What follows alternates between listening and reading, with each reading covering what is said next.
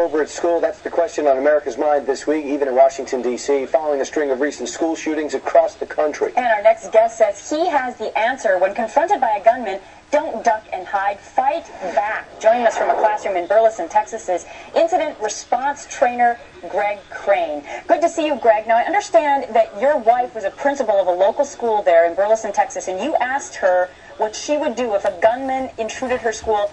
She didn't know, and you said, let's come up with a program to deal with this, right?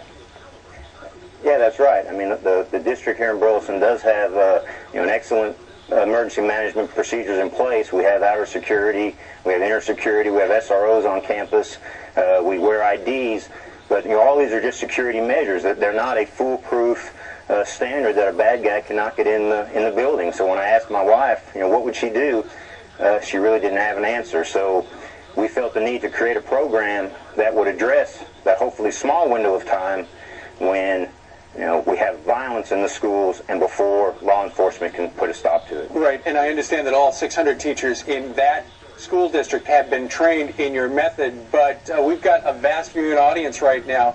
If you, Greg, could give us a little sample what teachers should do, a little demonstration, we'd really appreciate it. All right, we can do that.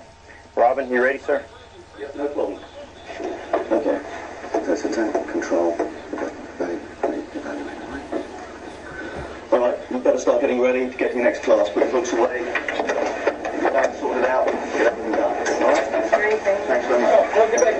Everybody sit down. No! Side! Control!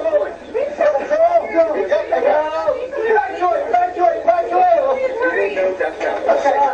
Evaluation. Anybody hurt? Just... It'll be okay. Go on, use the shot. Okay? Index. Index. Safety, guys. All right, that's really cool. Now, Greg, that worked very, very well, but I know that the kids were ready to, as soon as the person showed the gun, to throw the books at them. But in a regular school environment where kids are just may or may not be paying attention to what's happening in the front of the class, do you really think the kids are going to be so fast to throw their books at somebody who just walks in the room? Well, that's where mental preparation comes in, Steve. We want to have, you have to be prepared.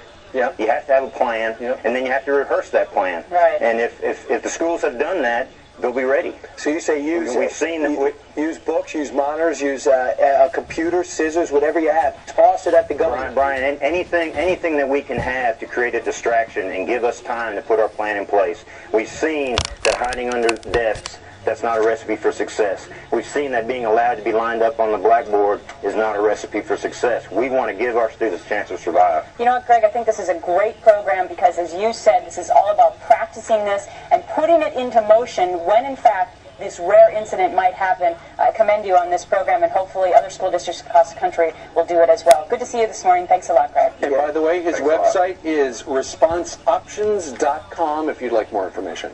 Yep, just got a $95,000 grant to train the students. Coming up straight ahead.